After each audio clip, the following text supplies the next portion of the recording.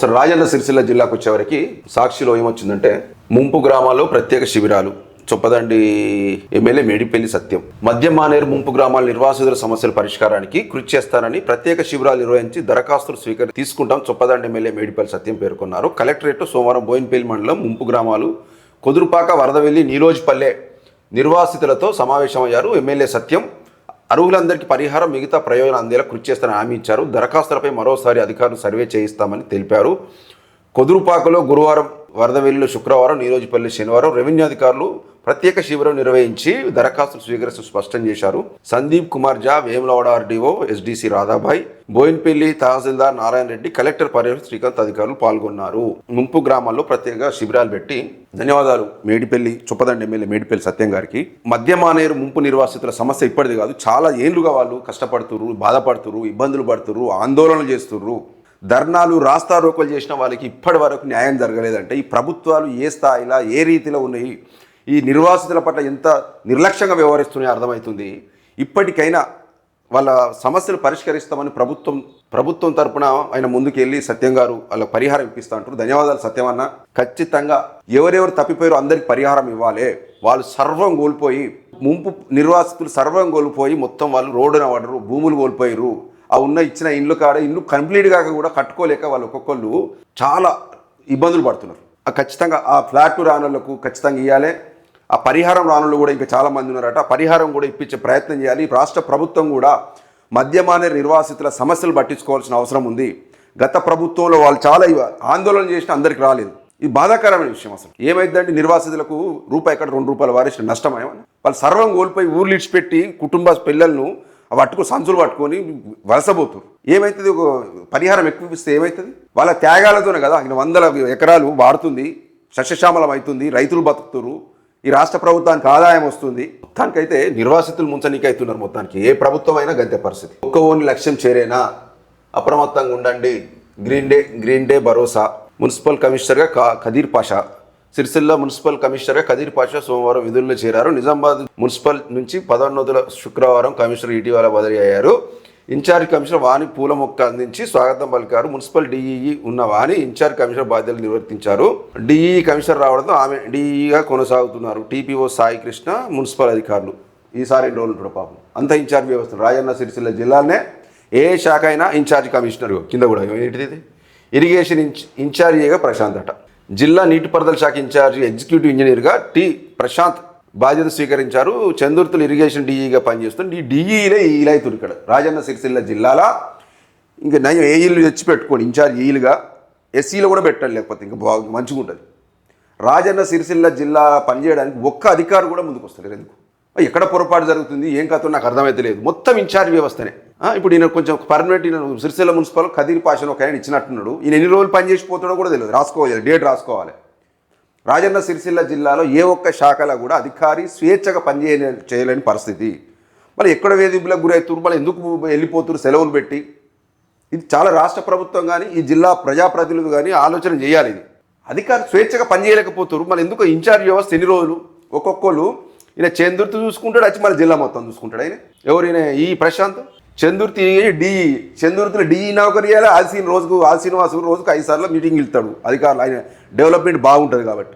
మళ్ళీ జిల్లా ఉద్యోగం వచ్చి మళ్ళీ జీఈగా విధులు నిర్వహించి జిల్లా మొత్తం తిరుగుతాడు. ఆయన ఆదిశీనన్న ఈ రాజన్న సిరిసిల్ల జిల్లాలో ప్రతి శాఖకు ఖచ్చితంగా ఒక పర్మనెంట్ ఉద్యోగిని ఈలను వాళ్ళని ఇవ్వండి అన్న. ఎందుకన్నా ఇది ఎన్ని రోజులన్నా ఇన్ఛార్జ్ వ్యవస్థ ఇది?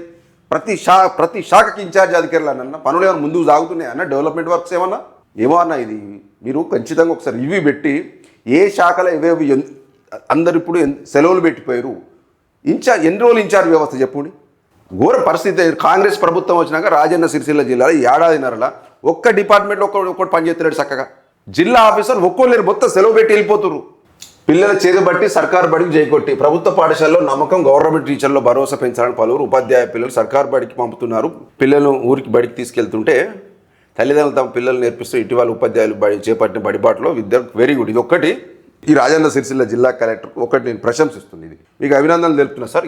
ఇటువంటి కొన్ని కార్యక్రమాలు చేయండి. ఏదైనా ఏ శాఖ మీద మీరు అన్ని శాఖల మీద 50 శాఖల మీద మీరు ఒక్కళ్ళ పర్యవేక్షణ సరిపోదు.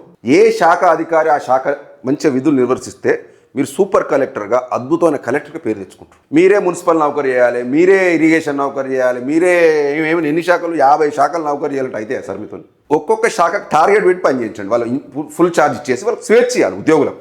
చూడండి ఇప్పుడు ఈసారి విద్యార్థుల సంఖ్య అద్భుతంగా పెరిగింది. బడిపాట కూడా స్ట్రిక్ట్గా చేయించారు ఈసారి. రాజన్న సిరిసిల్ల జిల్లాల టీచర్లు ఉరికిపిచ్చి పనిచేసారు, అద్భుతమైన ఫలితం వచ్చింది.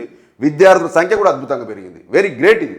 గిట్ల పని చేయాలి కానీ ప్రతి డిపార్ట్మెంట్లో అధికారి పోయే వారికి ఎంత బదనాం అవుతారు కలెక్టర్ సార్. మీరు కలెక్టర్ గారు వేధింపులు చేయబట్టే మొత్తం అధికారులు అంతా వెళ్ళిపోతారు, పని చేస్తలేరని ఒక అపవాదం మీ మీద ఉంది సార్. మీ మీద కోపం అని కాదు కానీ మీరు ఆత్మ పరిశీలన చేసుకోండి, మీ ఉద్యోగులు మీరు కాపాడుకోండి సార్. ఎందుకంటే ప్రతిదీ కోపంతో పని చేయించుకుంటే కాదు అని ఫస్ట్ మొన్న నుంచి ఇంతకుముందు చెప్పినా ఇప్పుడు చెప్తున్నాను. ఈ డీఈలను ఇన్ఛార్జ్గా పెట్టుకుంటే మనం కష్టం సార్. అది వాళ్ళ డ్యూటీ వాళ్ళ సబ్ డివిజన్లో వాళ్ళు చేసుకోవాలి. జిల్లా మొత్తం అంటే కష్టం సార్, చాలా కష్టం ఇది. ప్రజావాణిలో 157 దరఖాస్తులు ఇప్పుడు ఈ ప్రజావాణిలో కూడా ఇప్పటివరకు ఈ ఏడాదిలో ఎన్ని దరఖాస్తులు వచ్చినాయి, ఎన్ని పరిష్కరించారో కూడా ఒకసారి బయట పెట్టండి సార్. ఎందుకంటే మీరు మీ అధికారులు చేస్తారో తెలియాలి కాబట్టి ఖచ్చితంగా ఇది చేయాలి. ఓకే, వాళ్ళ పిల్లలను తీసుకెళ్తున్నట్టు ఒకటి మామిడి తోటలో తూలిన తూట ప్రభుత్వ చర్చల ప్రతినిధి రియాజ్తో పాటు 4 ఎన్కౌంటర్, బంధనకల్ ఎన్కౌంటర్కి 20 ఏళ్ళు శాంతమ్మ సమరగాథను సిడి ఆవిష్కరణ. ఎక్కడైతే ముస్తాబాద్ తెర్లు మంది అనుకుంటా కదా ఇది. ఓకే, రాజన్న సిరిసిల్ల జిల్లా ముస్తాబాద్ సిద్దిపేట ప్రధాన మామిడి తోటలో పోలీస్ జీపు సాయుధ ఇది ఇప్పుడు జనశక్తి బంధనకల్లో 20 ఏళ్ల కింద ఎన్కౌంటర్ అయింది. చర్చల సమయంలో అప్పుడు రియాజ్తో పాటు వెంకటేష్ను అప్పుడు పోలీసులు బూటకే ఎన్కౌంటర్ పేరిట హతమార్చిరు. అప్పుడు ఇది పెద్ద సంచలనమైంది. ఇది సాక్షిలో 20 ఏళ్ళైంది ఒక కథనం ఇచ్చిర్రు ఒక రియాజ్ ఎన్కౌంటర్ మీద. ఆర్టీసీ టూర్ ప్యాకేజ్ స్పందన డిఎం ప్రకాష్ రావు. ఆర్టీసీ కార్యక్రమం ఆధ్వర్యంలో చేపట్టిన ఆధ్యాత్మిక యాత్రలు ప్రయాణికుల నుంచి మంచి విశేష స్పందన వస్తుంది. సిరిసిల్ల డిఎం ప్రకాష్ రావు పేర్కొని ఈ నెల 27న వివిధ ఆలయాలకు సంబంధించి ఇప్పుడు మంచి ఆర్టీసీ వాళ్ళు మంచి స్పందన వస్తుందట. వాస్తవానికి ప్రైవేట్ వాళ్ళు దోసుకపోయారు, ఉండదాకి బస్సులు పెట్టి వీళ్ళ దందా ఉండు ఆధ్యాత్మిక దాని పేరు మీద కమిషన్లు ఇచ్చుకుంటే బస్సులు నింపుతున్నారు. ఇప్పుడు ఆర్టీసీ భుజాన వేసుకొని ఈ టూర్ ప్యాకేజీలు పెట్టారు కాబట్టి ఆర్టీసీ ఇప్పుడు లాభాలకు పోయే అవకాశం ఉంటుంది. ఇది మంచి నిర్ణయం. ఇది ఆర్టీసీ అధికారులకు కూడా అభినందనలు. అసంతృప్తి నిర్మాణాలతో అవస్థలు ఇల్లంతకుంట మండలంలోని కొన్ని అంగన్వాడీ కేంద్రాలు పాఠశాల తరగతి గదులు అసంపూర్తిగా నిర్మించడంతో చిన్నారులు ఇబ్బంది పడుతున్నారు. మండలంలో గాలిపల్లి, వంతడుపుల, రేపాక, ఇల్లంతకుంట, ముస్కాన్పేట గ్రామాలు అంగన్వాడీ కేంద్రాలు అసంపూర్తిగా నిర్మించి వదిలేశారు. ఏళ్లు గడుస్తున్నా ఇప్పటి వరకు నిర్మాణాలు పూర్తి చేయడం లేదు. ఆయా గ్రామాల ప్రజలు ఆరోపిస్తున్నారు. ఎర్ర నర్సుపల్లిలో అంగన్వాడీ భవన్ 2014 10వ ఆర్థిక నిధులతో నిర్మాణం చేపట్టి వదిలేశారు.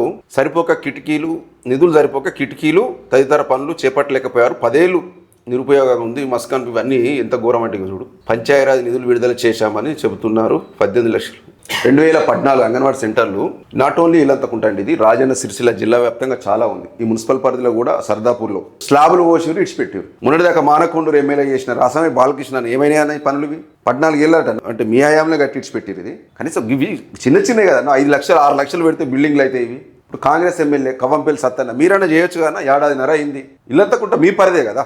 ఇవి ఖచ్చితంగా ఈ దృష్టి పెట్టి ఇవన్నీ కంప్లీట్ చేయండి కవ్వంపల్లి సత్తన్న. ఇది కొంచెం ఎందుకంటే విద్యా వైద్యం మీద ముఖ్యమంత్రి గారే సీరియస్గా ఉన్నారు. ఖచ్చితంగా ఆయన మీరు అడిగితే చేస్తారు. ఖచ్చితంగా ప్రతి రాజన్న సిరిసిల్ల జిల్లానే కాదు ఒక మండలం వస్తుంది కాబట్టి చెప్తున్నా.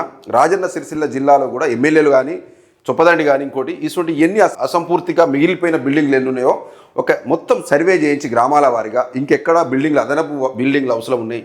ఖచ్చితంగా గవర్నమెంట్కు రిపోర్ట్ పంపి ఖచ్చితంగా నిధులు మంజూరు చేయించుకొని కంప్లీట్ చేసే పరిధి చేయాలి. అంగన్వాడీ పిల్లలు వాళ్ళకి అదే పునాది. ఖచ్చితంగా అంగన్వాడీ సెంటర్లు పక్కా భవనాలు ఉండాల్సిన అవసరం ఉంది. ఇంటిని తగలబెట్టిన కేసులో 5 ఏళ్ల జైలు శిక్ష.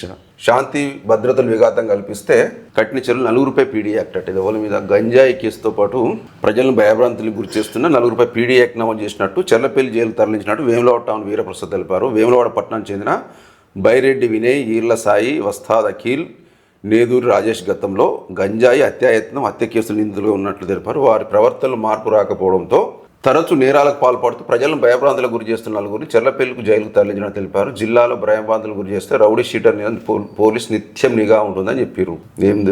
ఒకటి నకిలీ బిల్లులతో మోసానికి ప్రభుత్వం 3 ఏళ్ల జైలు శిక్ష. ఓకే మిత్రులారా, మొత్తానికి అయితే ఈరోజు మార్నింగ్ న్యూస్ ఇంతటితో మనం ముగిద్దాం. ఖచ్చితంగా రోజు మన బలగం టీవీని సబ్స్క్రైబ్ చేసుకుని వారు ఖచ్చితంగా చేసుకోండి. మన వీడియోలు షేర్ చేయండి. ఖచ్చితంగా మీ ప్రేక్షకుల ఆశీర్వాదాలు ఉంటేనే ఇంకా ఈ ఛానల్ ముందుకెళ్తుంది. ఖచ్చితంగా ప్రజల పక్షాన బలగం టీవీ ఎప్పుడు ముందుంటుందని, ప్రజల పక్షాన మా వార్తలు, కొట్లాట, పోరాటం అంతా తెలంగాణ అస్తిత్వం కోసం బలగం టీవీ ఎప్పుడు అండగా నిలబడుతుందని కోరుకుంటూ ఈరోజు మార్నింగ్ న్యూస్కు